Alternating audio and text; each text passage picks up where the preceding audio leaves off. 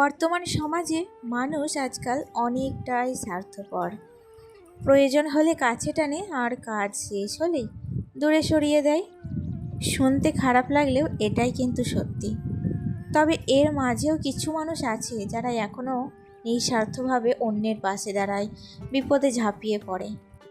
চলো, অনেক গল্প অনেক কথা হবে তোমাদের সাথে। তার আগে আমার ছোট্ট ইন্ট্রোটা তোমাদের দিয়ে দিই। নমস্কার, কেমন আছো সবাই?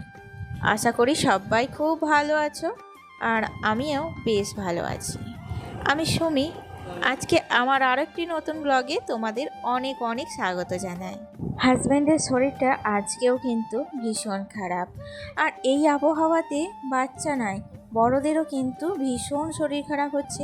আমারও শরীরটা কিন্তু খারাপ হয়েই গিয়েছিল, তার মধ্যে ওষুধ টষুধ খাওয়াতে একটুখানি কিন্তু কম আছে। যাকগে, চলো, সকালবেলার পরিবেশটা কিন্তু দারুণ সুন্দর, আর গ্রামের পরিবেশ তো আরও সুন্দর হয়। তো যাই হোক, এইদিকে দেখো, একটা গ্রামের মধ্যে সুন্দর একটা পাকা বাড়ি, আর তার পাশেই না দুটো সজনে গাছ, একটা কাঁঠাল গাছ, আর তাতে ধরে আছে একটা ছোট্ট কাঁঠাল। ভারী সুন্দর না? কয়েকদিন আগেও কাঁঠাল গাছটাতে প্রচুর পরিমাণে কাঁঠাল ধরেছিল। একটা কাঁঠালও কিন্তু টেকেনি, জানো তো। অনেক কষ্ট করে 3টে কাঁঠাল ধরেছিল। তার মধ্যে তো তোমরা দেখেইছো, 2টো কাঁঠাল ঠাকুরকে দেওয়া হয়ে গেছে, আর একটা কাঁঠাল আছে, সেটাকে কিন্তু পাকাতে দিয়েছি।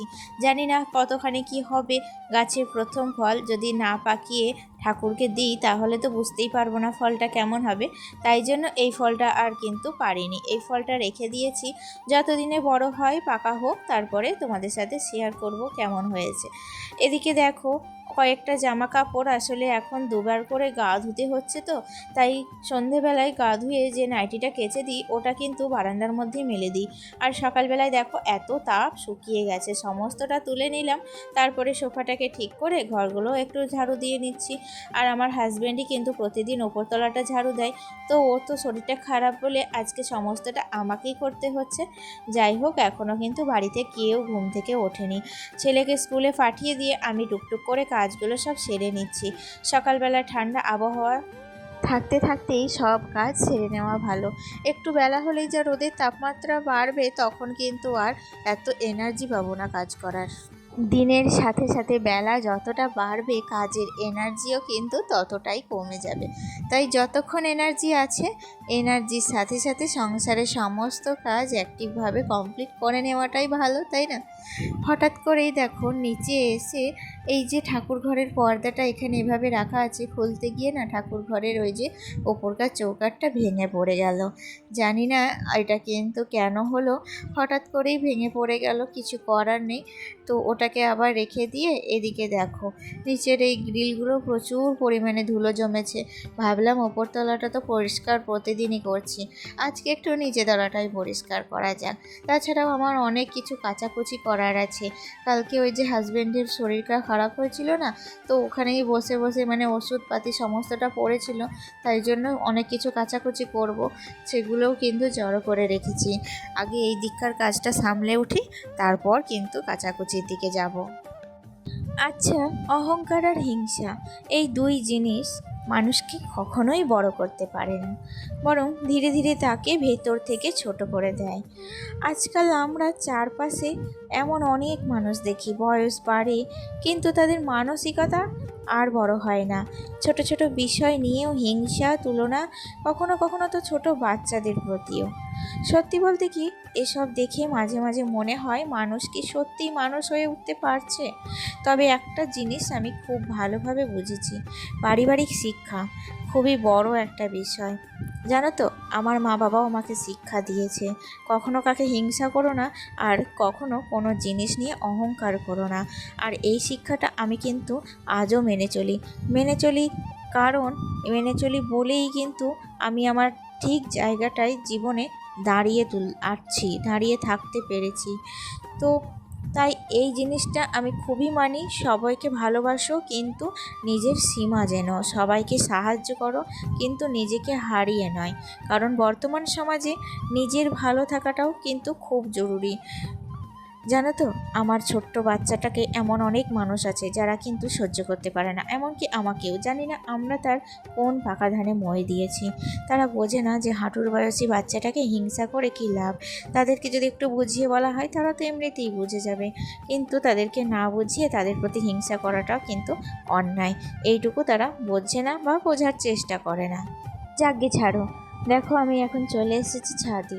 অনেক কাচাকুচি ছিল, কাচাকুচিগুলো তো কমপ্লিট করে নিয়েছি। ছাদে এসে দেখি মেলবো কোথায়, দড়িটা তো ছিঁড়ে গেছে। তাই আবার একটু করে দড়িটাকে ভালো করে টাঙালাম।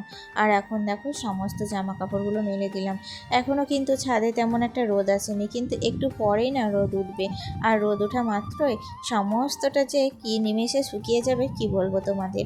এখন কিন্তু কেচে একটা শান্তি, জানো তো, কারণ একবার কাচলে 1 ঘন্টার মধ্যেই সেই জিনিসটা শুকিয়ে যাচ্ছে। আর আজকে নিয়েছিলাম মাছ, হালকা করে আজকে ঝোল বানাবো, কারণ কালকে হাজব্যান্ডের শরীর খারাপ হয়েছিল। আজকে আর রিচের রান্না কিচ্ছু করবো না।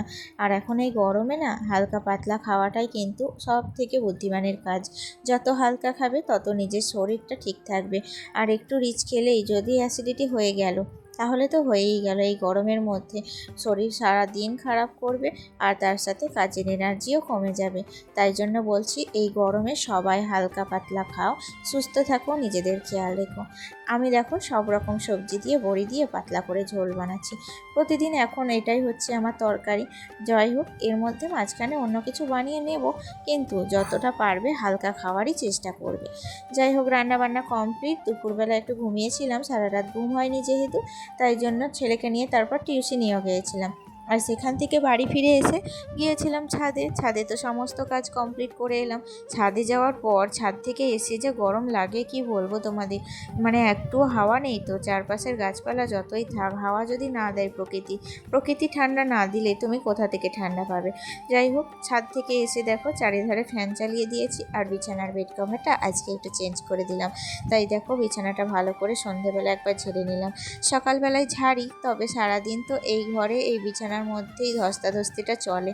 তাই জন্য আবারও দুপুর সন্ধেবেলায় আরও একবার বিছানাটাকে পরিপাটি করে নিই। আর এদিকে ছেলেকে পড়তে বসাবো, তারপরে খাবার রাত্রের সমস্তটাই কমপ্লিট করে নেব, তারপরে একটু আবার গা ধোবো। এই মানে গরমের সময় না কতবার করে যে মানে গায়ে জল দিচ্ছি হিসাব নেই। তো বারবার জল দেওয়াটাও ভালো না, শরীরটা খারাপ হবে, কিন্তু কি করব, এত গরমে যে টেকা যাচ্ছে না, জল না দিলে না থাকতেই পারবো না। আচ্ছা চলো, সংসারের কাজ সারাদিনে কিন্তু শেষ নেই, একটার পর একটা কাজ লেগেই আছে। আর এরই নাম হলো সংসার, তাই না বলো? আগে কিন্তু বুঝতাম না যে সংসার কি। আস্তে আস্তে সংসারে আসার পর সমস্তটা বুঝে গেছি। আর এভাবেই একটা মেয়ে কিন্তু সংসার সামলাতে শুরু করে। যখন সে ছোট্ট বাবার বাড়িতে থাকে তখন কিন্তু যত আবদার মায়ের কাছে, মায়ের বকুনি, মায়ের মানে রাগ সমস্তটাই কিন্তু গিয়ে পড়তো বাচ্চাদের ওপরে, কারণ আমরা বুঝতাম না। আর এখন কিন্তু সেই কারণটা সমস্তটা বুঝতে শিখে গেছি, যে কেন মা রাগ করতো, একটা কাজ করতে করতে মা কেন বিরক্ত হতো। যাই হোক বন্ধুরা, দেখো আমার তো ঘর গোছানো এদিকে কমপ্লিট হয়ে গেছে। তোমাদের সাথে গল্প করতে করতে তারপরেই এসেছিলাম একটু ওপরে। এত গরম লেগেছিল, তাই 1 বোতল জল ফ্রিজের মধ্যে ভরে রাখলাম, আর তার সাথে ফ্রিজে জল ভরা ছিল, সেখান থেকে একটা বোতল নিয়ে নিলাম। কারণ এই জলের সাথে একটু ঠান্ডার জল, গরম জল মিক্স করে আমি এই জলটা কিন্তু সবাই মিলে একটু খাবো। তারপরেই দেখো সন্ধেবেলায় বসিয়ে দিয়েছিলাম ছেলের খাবার। ছেলেকে খাওয়াবো, কারণ ও বায়না করছিল পাস্তা খাবে।